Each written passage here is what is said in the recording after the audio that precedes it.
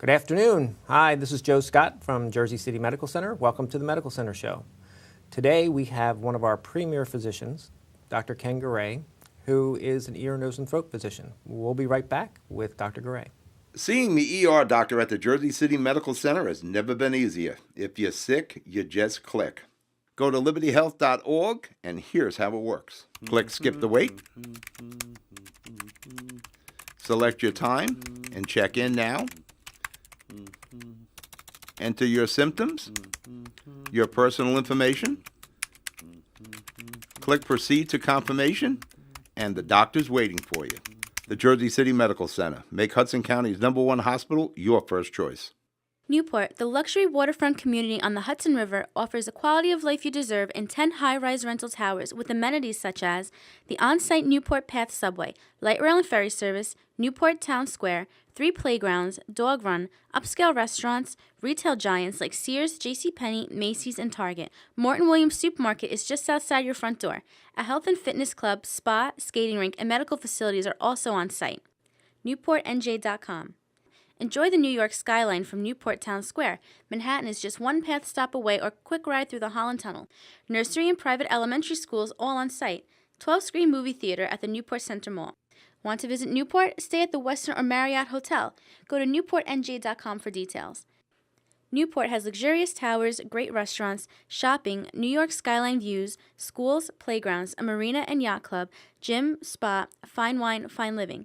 It's incredible. It's you. NewportNJ.com. Newport. Live like you want.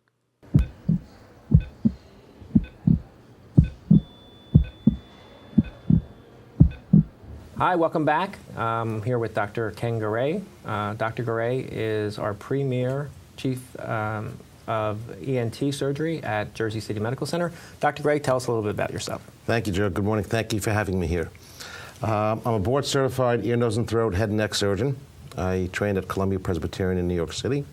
So you trained at Columbia in New York City. So once again, we have the greatest New York doctors coming to Jersey City Medical Center. Absolutely, and we're proud to be here. Oh, great, good. And where'd you do your undergrad? At Columbia College, Columbia University in New York City. Okay, and then... I went to medical school in Philadelphia at Temple University. Okay. And I had the calling back to New York, and so I came back to New York to Columbia. And after my training, I stayed as an attending, as a professor at Columbia for a number of years, and then branched out into New Jersey. Great. Well, we're glad to have you at Jersey City Medical Center. Tell us a little bit about some of the problems that you see with patients with ear, nose, and throat problems. Well, ear, nose, and throat is a wide specialty, and we see patients from complaints from ear problems, earaches, to throat aches, to sore throats, to sinus and nasal allergy problems, and to more serious issues as far as cancer of the head and neck, cancer of the voice box, cancer of the throat, cancer of the salivary glands. So you really see a full spectrum of patients, everything from allergies to cancer treatment. Absolutely. The specialty what we treat are patients with any disease of the head and neck region, from the neck all the way up, excluding arthritic problems, spinal problems, but the soft tissue problems that deal with lumps and bumps and as you said, sinus problems. Wow. This is allergy season. I know. Yes, I feel it myself sometimes. You know, I walk down the street and all of a sudden, you know, you can kind of almost feel the pollen in the air. So do you treat patients who have allergy problems? Well, interesting that you say that. This year, probably because of the wet weather we've had over the past several months, will become one of the worst allergy season springs that we've had in years. Oh, boy. And as of now, even if you look at some of the pollen indicators, the grass and trees are starting to pick up right now. So you're absolutely right. And in the next week or two, when we start to see the forsythias and the grass starting to come out, the symptoms will really, really blossom. And what typically are the symptoms of somebody who's got allergies? And how does it differentiate, like, from somebody who's got a cold? That's a good question, because allergy, cold often present with similar symptoms of a stuffy nose, congestion, runny eyes, and usually the allergies are either seasonal, such as in the spring to trees, grass, flowers, or in the fall with the ragweed, with hay fever. Sometimes you've got allergies to indoor mold, And certainly with what happened this past fall and winter with Hurricane Sandy, there's a lot of mold, so we have to be careful about that and cautious. To where we have more serious colds, the flu, which we've had a significant flu season this year, to more serious sinus problems. And when we talk about sinus problems, all these areas of allergy, colds, affect the sinuses. Okay. And just so you know, what the sinus, for everyone out in the audience, sinuses are 4 on each side of the face. They're air-filled cavities. You've got in the forehead. This is a model. Okay. But just looking at your own face, we have 4 sinuses. You've got a forehead sinus, a cheek sinus, and 2 sinuses within the nose. So when I say like I have a sinus headache, why is that? Well, what's that from? Well, it's the old Dristan commercial, if you remember, where the hammer's hitting against the head.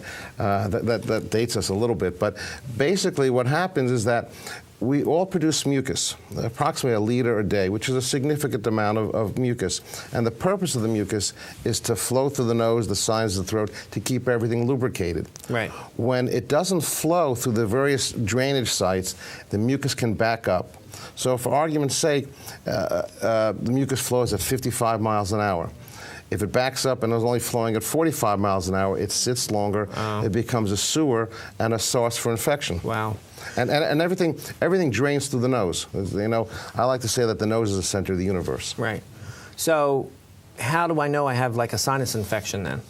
Well, again, a cold is something which is self-limiting, right, which will go away after a couple of days, right, but an infection lingers, and you'll often find that there's a foul-smelling discharge, the mucus you have turns yellowish to greenish, and it just doesn't go away on its own. Oh, okay. So that's really when you have an infection versus, you know, sometimes I just get a runny nose and it's clear liquid coming out of my yeah, and that could be an really allergy or a cold. Okay. Usually allergies are clear liquid, more with that itchy, runny eyes. Now, is there some way, some survey or something that you have that kind of tells people when they have allergy problems versus other sinus problems? Well, there's an acronym we call it the SNOT test, which is appropriate. It's an appropriate test, but it's a sinonasal outcome test where we actually ask a series of 20 questions.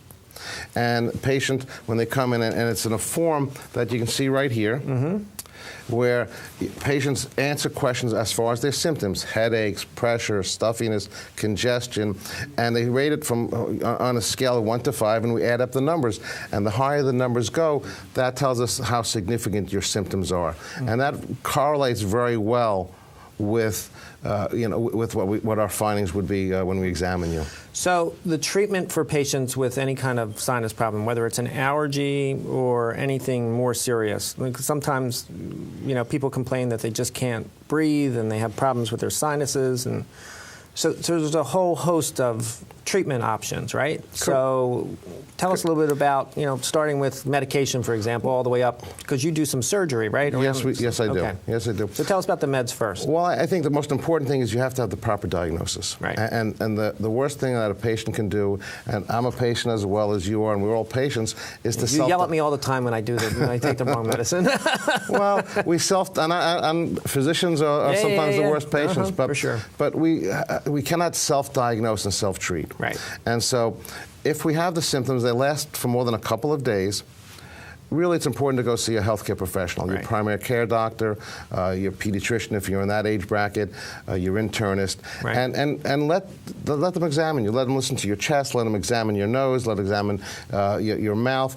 And if they feel that this is something which is beyond just an ordinary cold and allergy, then really you should ask to be referred to a specialist, either an ear, nose, and throat specialist if it's a sinus problem, or perhaps if they really feel it's an allergy, an ear, nose, and throat doctor who deals with allergies, or an allergist to diagnose and examine.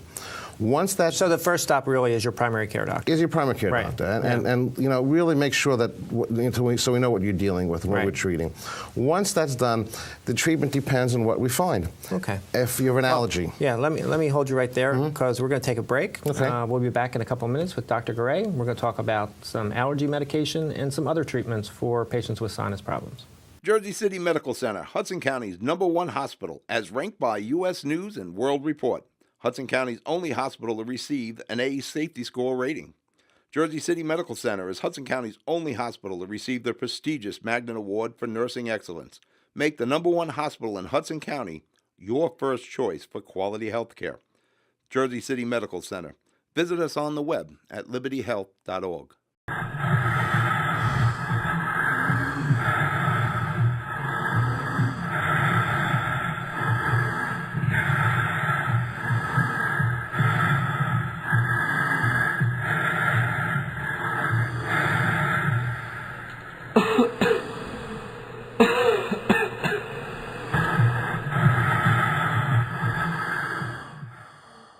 Welcome back. This is the Medical Center Show. I'm here with Dr. Ken Garay, our ENT specialist. We were talking a little bit about treatment for patients with sinus problems. Tell us a little bit about the medications that are used to treat the patients with sinus problems. Sure. Again, it depends on what the diagnosis is. If you got plain allergies, there are antihistamines, decongestants that can be used. But I caution that a patient should not self-medicate because a lot of these medications can have severe side effects. For instance, antihistamines can make you tired. Right. And if you take too many, it can impair your driving. Right. And in some states, if you're stopped by a police officer under the influence of an antihistamine, that's as if you're caught under the influence of alcohol. Wow. Okay. Likewise, some of the decongestants can make your heart race, so it can interfere with important life functions. So to self-medicate is not a good idea. So there are antihistamines, there are decongestants. Once we get past that, if you have an infection and it's deemed by your physician to be a bacterial infection, there are antibiotics, and there's several antibiotics that we likely give based on what we think the bacteria is, and we treat a patient for their acute sinusitis. Right. There are also steroid inhaler sprays, which we use, which are very good sprays to help locally clear up the nose. And I mentioned the word steroid sprays. People shouldn't be alarmed. This is not like steroids. It's not like testosterone. It's not testosterone. It's not that kind of steroid. You're not going to become a bodybuilder and wind up in the Olympics next year. See, I was hoping you'd, give me well, maybe improve your golf game. Yeah, right. But they're safe as long as they're used under the proper guidance and instruction of your physician. So we treat a patient with antibiotics. Let's say they get better. Fine, you go back. But if the infection and the symptoms persist of the stuffiness, the congestion, the loss of sense of smell, then it's time to go back to the physician, and we may need to do some imaging studies, particularly a CAT scan. Okay. So a CAT scan of actually your sinuses? Of your Will sinuses. that show kind of what's going on there? Well, what that'll do is give you an objective evaluation of the sinus cavities. I mentioned before we have the 4 sinuses, and they all drain really through the nose. Right. So it'll tell you, are they air-filled or are they filled with mucus? Is the lining thickened?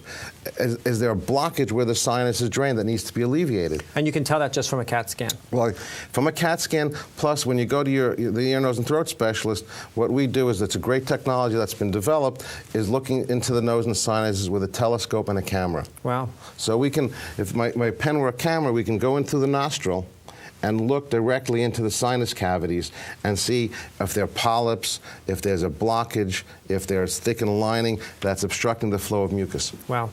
Now, CAT scan's really not a big deal, right? I mean, it's not. No. It's a pretty quick test. In 2013, CAT scans are quick. A CAT scan of the sinus is less than 5 minutes. Okay. The radiation that people always worry about is very minimal. Right. So it's really a very safe, reliable examination. You do not need any contrast, any dyes. It's a strict picture that we are able to then see. All right. So now you've got this blockage, or you said that there could be a polyp or something else going on. You can't just take medication for that, right? That's not going to fix a blockage like that. So no, what's the treatment? Well, it's like, very much akin to trying to get into Manhattan through the Holland Tunnel, okay, at rush hour. and particularly if there's a breakdown of a car in the tunnel. Sure. You got to remove the blockage. Okay. So that requires something a little more than just allergy medication. That does. But, fortunately, again, in today's era, we've made such tremendous advances in the technology of surgery that from years ago, where it was really a big deal, to today, and let me say, any surgery that you're having is a big deal. Your heart surgery that you're having is minor to me because it's on you. My toenail being clipped is major because it's happening to me. So we take all surgery seriously, and every surgery is major. But what we are now able to do with advanced technology is bring a patient, sometimes in the office, but most likely in an operating room setting, go in with a telescope, and today with a new technology called balloon sinuplasty, go in, insert the balloons into the opening of the sinuses, which you can, if you look over here on this. Okay, you can see here, what we'll do is put the camera in here, and we'll go up to the forehead sinus, which is here, and inflate the balloon in the opening, and that opens up the natural opening. And now, am I out when you do this? Am I under anesthesia? Depends whether we like you or not. But yes, well, better not make him angry if I need sinus surgery. No, it's definitely, we do it under general anesthesia for the most part. But there are now technologies that we're starting to do some of the maxillary or the cheek sinuses in the office just under local anesthesia, and it works very nicely. Okay, good. Absolutely. So it's not that painful to do this. No, it's about but the nice thing about the CAT scan is we're able to identify which sinuses. Okay. So let's say we have 8 sinuses, 4 on each side. You only may have 2 sinuses involved. So all we need to do is open up 2 sinuses. Right. And so this is kind of really a progressive process. So first you look up with your scope, right? You talked about doing that. Then you do a CAT scan to confirm kind of what's going on. And then, if necessary, you'll go in and do this kind of procedure. And then we sit down and talk with the patient, and explain to the patient what our findings are, what the treatment options are, and talking with what their symptoms are and how it affects their lifestyle. Come up with a treatment plan, which often will be going in with a balloon and opening up the sinuses. Wow! And the beauty of it is that it really is minimally invasive. It really doesn't take more than a half an hour. Wow! If we do it at 7:30 in the morning, patients out of the hospital or the surgery center by 10 o'clock. I know that you recently had some patients who said they couldn't breathe. I mean, young guys, right? People. Young athletes. Young athletes saying they were having trouble really exercising because they were having such a hard time breathing, and then they couldn't smell anything, couldn't smell food, and had been like that for many years. Correct. And then this guy that I know you treated, it was like he said it was like a miracle. This fella, his uncle is a chef, and we were actually talking, and he said, my uncle's a chef, but he tells me how great his food is, but I can't tell. He couldn't smell or taste it because of the polyps. Because they were so bad. Wow. Because they were so bad. And so I said, come on in, let's take a look at you. Found polyps. We did the CAT scan. We removed the polyps and opened up with the balloon. And this was on a Friday. He came in Tuesday afternoon. He said, I had a great meal on Sunday. My uncle made me some ossobuco, and it was wonderful. And he could smell and taste it. And he could smell and taste it. It's the first time he said in many years? Ever. Really? Ever. So that's really kind of incredible those kind of results with really a minimally invasive procedure. It's gratifying. It really is. Again, where we were 30 years ago to where we are today. I remember a patient for sinus surgery would come in on a Sunday. They'd have the procedure on a Monday. We'd put this horrible packing in their nose so they wouldn't bleed for 3 days. Wow. Thursday we'd take it out. Friday they'd go home. Now, with the technology today, we're able to bring a patient in at 6 o'clock in the morning, operate at 7:30. They're out by 10. They're able to breathe through their nose. Usually when we do a procedure on a Friday, they'll go back to work on Monday. Very that's pretty amazing. And you do it all in our outpatient center, right at the medical center, right? We've got a beautiful facility on the 5th floor of our surgery center, which is very beautiful, accommodating, allows patients to come in, move freely around, and be out by lunchtime. Really? So that's you try to do them first thing in the morning so that they're home by lunch? Absolutely. Can recover during the day? And go out on Saturday night and have a great Italian meal with lots of garlic and smell it for once in their life. Absolutely. We're here with Dr. Garay. We're going to take a break, and when we come back, we'll talk a little bit about some more serious conditions. Panapinto Properties, Jersey City. Shaping the workplace with state-of-the-art office space and an address your company desires. Building residences that define your home environment. Adjacent to all modes of transportation. On-site parking available. The right address, the right lease. 201-521-9000 or visit on the web at panapintoproperties.com. Panapinto Properties, building Jersey City for everyone. It takes more than a state-of-the-art medical facility to make a great hospital. It takes a team of dedicated medical professionals. That's the Jersey City Medical Center, Hudson County's #1 hospital. Medical teams consisting of New Jersey's top doctors, Magnet Award-winning nurses, and accomplished hospital associates, all committed to your good health. That's what you have at the Jersey City Medical Center. Make Hudson County's #1 hospital your first choice. The Jersey City Medical Center. On the web at libertyhealth.org. Welcome back. We're here with Dr. Ken Garay, ENT surgeon at Jersey City Medical Center. Dr. Garay, we've talked a little bit about allergies, some sinus problems, some miracles you've been able to perform with people being able to kind of breathe again and really get their life back. There are more serious conditions, though, that you deal with. You're also a head and neck surgeon. Correct. So tell me a little bit about maybe some of those other serious things and when people should be concerned or how they can kind of prevent those things from happening. Sure. You're correct, Joe. The specialty is ear, nose, and throat, head and neck surgery, so we deal with a lot of serious head and neck problems, right. Tumors and cancers of the throat and the head and neck region. So I think and those include the salivary glands by the side of the face, the thyroid gland. So I think everyone has to be cognizant of their own health and their own daily lifestyle. And so for argument's sake, a man shaves every day. When he shaves, he's got to be cognizant, boy, I feel a little lump where I'm shaving here. If they feel a little swelling, they need to speak with their doctor and have that checked out. Right. You and I are wearing ties. Now, if we tie our tie and all of a sudden, other than the fact that we ate 2 pounds of pasta the night before, if we find that... Which we are known to have done. So. If we're trying to tie our tie and all of a sudden our collar is a little tight, and we feel we have a little lump in the thyroid, this has got to be So you can examined. actually feel that? Sure, that's right above the collarbone. Right. You feel your Adam's apple. Right.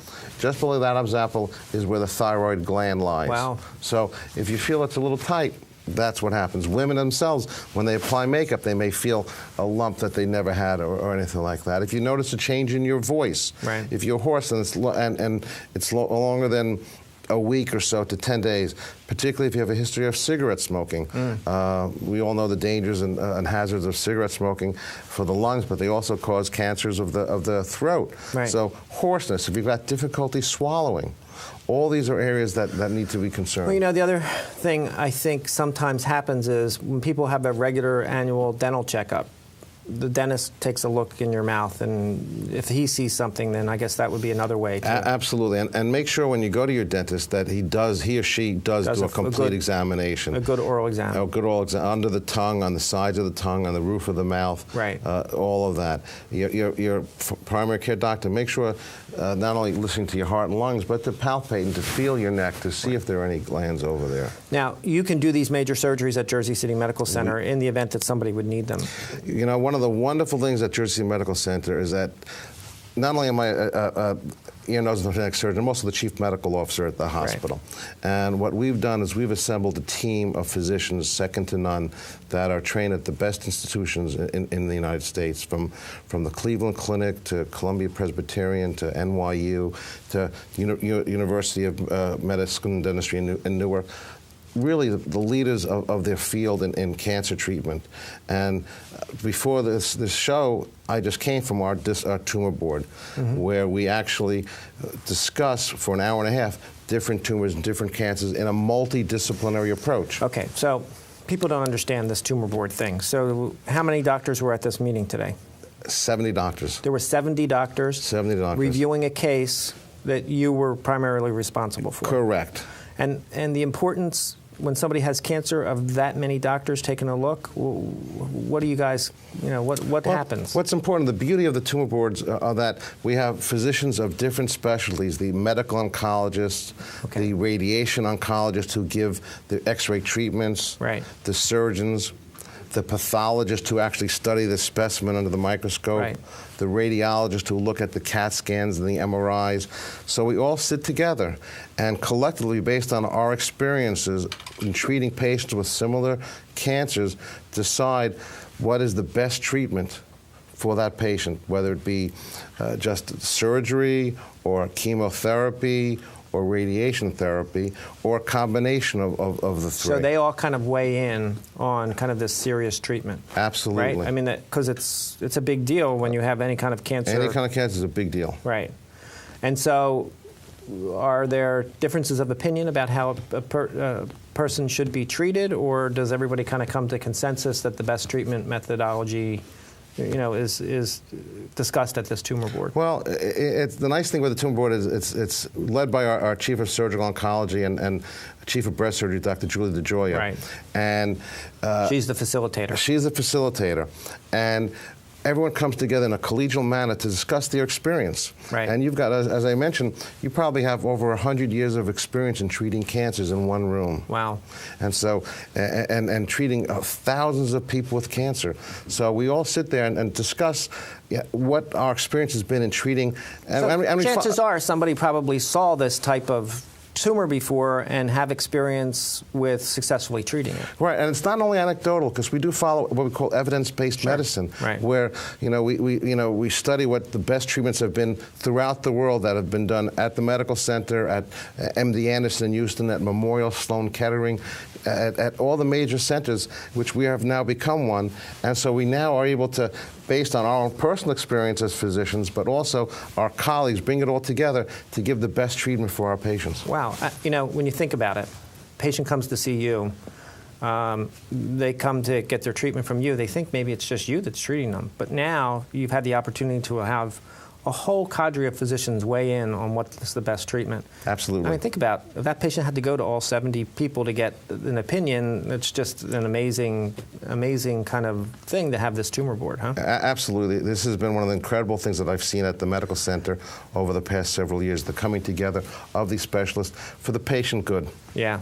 Now, 70 doctors come? I mean, It's every medical oncologist, the radiation oncologist, plus, as you know, Joe, we're a teaching institution, right, so we have internists who are coming, who see patients with various cancers, and the residents who we teach and train. Right. And so we're training the new doctors, the doctors of tomorrow, so this way, when they see a patient themselves, they see those signs and symptoms. They will be aware, they'll know how to treat it, and we're not asking them to treat it, but to recognize it so that it can get referred on to the specialist for the proper treatment. Now, when you have to take them to surgery, we also have a great group of anesthesia professionals. Wonderful. We've got all board-certified, fellowship-trained anesthesiologists who are really trained, particularly in my area. One of the things we like to do is what we call hypotensive anesthesia, so that we lower the blood pressure to a safe level, but by doing that, we minimize blood loss. Oh, wow. And so we have less of a need for blood transfusions, wow, which that's everyone really doesn't want to have in this day and era. So